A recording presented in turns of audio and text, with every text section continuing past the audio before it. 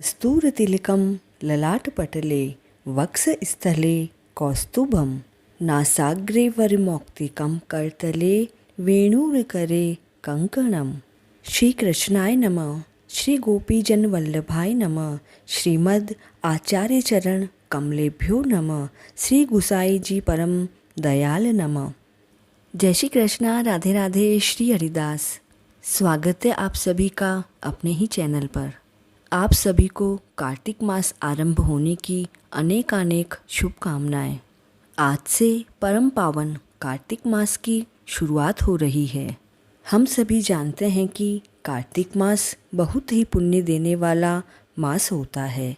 आनंद कंद भगवान श्री कृष्ण के परम प्रिय इस कार्तिक मास के मातम्य को जो श्रवण करते हैं और सुनाते हैं, वे दोनों ही अपने जन्म जन्मांतर के पापों से मुक्त हो जाते हैं और इस लोक में अनंत सुख प्राप्त करते हैं और अंत में वैकुंठ लोक में निवास करते हैं। तो चलिए रसपान करते हैं कार्तिक मास मातम्य के पहले अध्याय का। एक बार नैमिषारण्य तीर्थ में श्री सूत जी महाराज अपने 88,000 शौनकादिक ऋषियों से बोले, अब मैं आपके सामने कार्तिक मास मातम्य की श्रेष्ठ कथा कहता हूँ, जिसे सुनकर मनुष्य सभी प्रकार के पापों से छूटकर अंत में वैकुंठ लोक को प्राप्त करता है। सूत जी कहने लगे, श्री कृष्ण से आज्ञा लेकर नारद जी के चले जाने पर सत्यभामा प्रसन्न होकर श्री कृष्ण से बोली, हे नाथ, मैं कृतार्थ भई, मेरा जीवन सफल हो गया। मेरे माता पिता भी धन्य हैं और मैं भी धन्य हूँ, जिन्होंने मुझे जैसी त्रिलोक की सुंदरी को जन्म दिया, जो आपकी 16,000 रानियों में से सबसे अधिक प्यारी महारानी हुई है। मैंने वह कल्पवृक्ष आदि पुरुष आपके साथ नारद जी को विधि विधान पूर्वक दान में दे दिया, जिसकी बात को मृत्यु लोक में रहने वाला कोई भी मनुष्य तथा जीव जंतु नहीं जानते हैं। आज वही कल्पवृक्ष मेरे आंगन में सदा लहराया करता है। हे स्वामिन, अब इस समय मैं आपकी प्रिय पत्नी हूँ, इसलिए अब मैं आपसे कुछ पूछना चाहती हूँ। यदि आप मुझसे प्रेम करते हैं तो विस्तार पूर्वक कहिए, जिसे सुनकर मैं अपने हित के लिए कोई कार्य कर सकूं, जिसके करने से कल्प पर्यंत भी आप मुझसे विमुख न हो। सूत जी कहने लगे, सत्यभामा के ऐसे आश्चर्यपूर्ण वचनों को सुनकर श्री कृष्ण हंसते हुए विलास भाव पूर्वक सत्यभामा की बाह पकड़कर तथा अनुचरों को वहीं रोककर कल्पवृक्ष के नीचे चले गए और बोले, हे प्रिय, 16,000 स्त्रियों में से मुझे तुम प्राणों के समान प्यारी हो। तुमसे ज़्यादा मुझे और कोई भी रानी प्रिय नहीं है। तुम्हारे लिए देवताओं और देवराज इंद्र से भी मैंने विरोध किया था। इस विषय में मैं तुमसे कुछ महाअद्भुत बात कहता हूँ, सो ध्यानपूर्वक सुनो। हे सुलोचने, एक दिन मैं तुम्हारे साथ गरुड़ पर सवार होकर इंद्रलोक गया। वहाँ जाकर मैंने इंद्र से कल्पवृक्ष मांगा। तब इंद्र के मना कर देने पर गरुड़ का इंद्र से बड़ा युद्ध हुआ। गोलोक में गौओं और गरुड़ के युद्ध में गरुड़ की चोंच से गौओं के कान और पूंछ कटकर जो पृथ्वी पर गिरे, उनके कान से तंबाकू और पूंछ से गोभी तथा जो रुधिर बहा, उससे मेहंदी उत्पन्न हुई, जिनके सेवन करने से मोक्ष की प्राप्ति नहीं होती है। और गौओं के सींग से गरुड़ के 3 पंख पृथ्वी में गिर पड़े। इनसे नीलकंठ, मोर और चकवा चकवी उत्पन्न हुए, जिनके दर्शन से गरुड़ जी के दर्शनों के बराबर फल प्राप्त होता है और मेरे लोक की प्राप्ति होती है।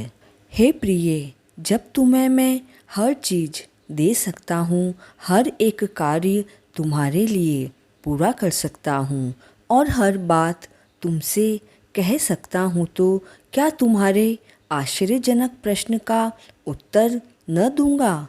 हे प्रिय, तुम्हें जो पूछना है सो पूछो, मैं तुम्हें बताऊंगा। यह सुनकर सत्यभामा बोली, हे नाथ, पूर्व जन्म में मेरा कैसा स्वभाव था, मैं किसकी पुत्री थी और मैंने कौन से दान, व्रत तथा तप किए जिससे मुझे मृत्युलोक में जन्म लेना पड़ा, और ऐसे कौन से शुभ कार्य किए कि यहाँ आकर आपकी अर्धांगिनी हुई और आप गरुड़ पर सवार होकर मुझे अपने साथ में लिए इंद्र आदि देवताओं के स्थान में घूमते हो। तब भगवान श्री कृष्ण बोले, हे कांते, तुम पूर्व जन्म में किसकी पुत्री थी, कौन से पुण्य और व्रत तथा शुभ कार्य किए, वह सब मैं तुम्हें कहता हूँ।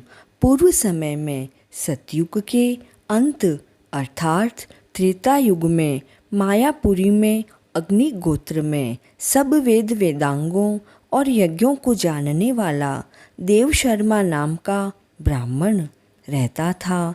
वह नित्य प्रति अतिथियों की सेवा, हवन और सूर्य भगवान की पूजा करता था। इसीलिए वह सूर्य की तरह बड़ा तेजस्वी था। उस ब्राह्मण के घर में बुढ़ापे में एक गुणवती नाम की सुशील कन्या उत्पन्न हुई। बड़ी होने पर उसका विवाह देव शर्मा ब्राह्मण ने अपने चंद्र नाम के एक शिष्य के साथ कर दिया और वे दोनों पिता पुत्र की तरह रहने लगे, क्योंकि देव शर्मा के कोई पुत्र नहीं था। एक समय वे दोनों कुशा और समिधा लेने के लिए वन में हिमालय की तलहटी में इधर उधर घूम रहे थे, तो उन्होंने एक विकराल राक्षस को अपनी तरफ आते हुए देखा, जिसके भय से उनके शरीर शिथिल हो गए और उनमें भागने की शक्ति भी शेष नहीं रही। तब उस काल के समान राक्षस ने उन दोनों को मार डाला। उस क्षेत्र के प्रभाव से तथा उनके धर्मात्मा होने के कारण मेरे पार्षद उन्हें वैकुंठ लोक में ले गए, क्योंकि उन्होंने आजीवन सूर्य की पूजा की थी। इसलिए मैं उन दोनों पर अति प्रसन्न था। शिव, सूर्य, गणेश जी, देवी और विष्णु की उपासना करने वाले सभी लोग स्वर्ग प्राप्त करते हैं। देखो, जैसे वर्षा का जल समुद्र को प्राप्त करता है, मैं एक होता हुआ भी काल और कर्मों के भेद से 5 रूप में विभक्त होता हूँ। जैसे एक देवदत्त पिता, भ्राता, चाचा, भतीजा आदि कई नामों से बोला जाता है, परंतु देवदत्त तो वास्तव में एक ही है।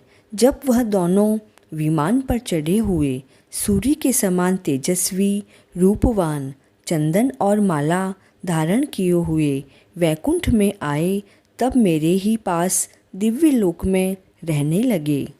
कार्तिक मास के पावन माह में भगवान राधा दामोदर की पूजा की जाती है और साथ ही तुलसी जी, गणेश जी, पीपल पथवारी, शालिग्राम जी की पूजा का भी विधान है।